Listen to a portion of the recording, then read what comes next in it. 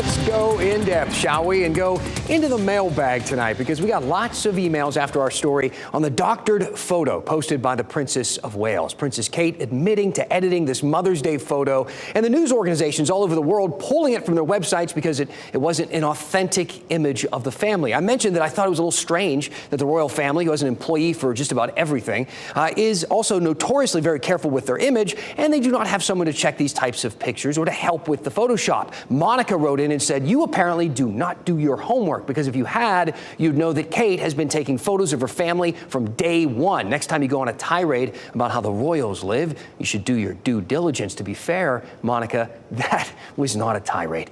If you want to see me go on a tirade, bring up how Margot Robbie got snubbed from the Oscars, I don't even want to get into it. I also mentioned that I didn't realize that the Brits actually celebrated Mother's Day on March 10th, and Nigel, who, you guessed it, is British, said Mother's Day, or Mothering Sunday, is the same day each year in UK, fourth Sunday in Lent. Please correct yourself next time you are on screen. So here we are. Put me on screen. Am I up? Am I on screen? What Nigel said. But most of the feedback I got looked like this. Scott said, "I must say, who cares?" Kathy said, "Who hasn't doctored or cleaned up a picture that they have taken? This is a storm in a teacup." And Jerry said, "With all the crap going on in the U.S., I'm going to paraphrase his just a bit here. He basically says also, who cares?" To this, I couldn't disagree more, and I'll tell you why.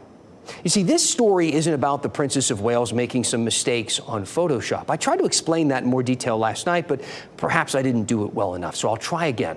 And start with this email I got from Ken. He said, "Images have been doctored since the beginning of photography," and he is exactly right. I mean, here's a picture from the 1860s of Abraham Lincoln with his head cropped onto the body of John C. Calhoun. Or this famous photo of General Grant in the Civil War that was actually a compilation of 3 separate photos. The man on the horse was a different person entirely. It happens all the time, still to this day. You know this. This fake shark photo was first published in an African Nature magazine and went viral. I remember seeing it on the air, on the news, when I was living in San Diego. It's actually the same shark that fooled Senator Ted Cruz into reposting a picture on Twitter years later. And how about this picture of me at the beach? Well, this looks entirely real and 100% authentic. You may have never actually guessed, but there was really a large boat in the background that was cropped out. Again, who cares? Well, because pictures tell stories, and sometimes those stories really matter. This heartbreaking image of a child sleeping between the shallow graves of his parents who were killed in the brutal fighting during a civil war in Yemen went viral, first because of the startling image of the toll of war. Then it went viral again because it was revealed to be a fake and part of an art project. I should mention also that this was done without any editing at all to that photo because, again, it's not about the image or the Photoshop. It's about the story. And while the internet has proven to be a place for this type of misleading content to run wild, it has also become a place where it's held in check. I mean, we should mention that it was internet sleuths who first spotted the problems with this photo. Only then did the legacy media adjust their coverage. The internet is like the Wild West, but with a lot of sheriffs who have done a great job of calling out fake content. For now.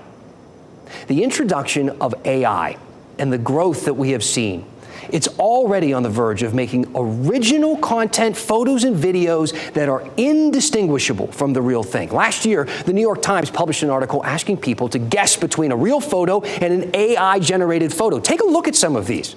Take a long look. Can you tell the difference?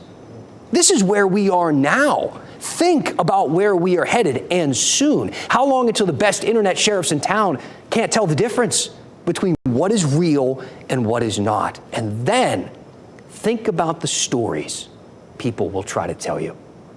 That's why it matters to me. Tell me what you think. Email me at dan@WRAL.com. We are currently working on several stories based on your feedback and emails and ideas, so please keep them coming.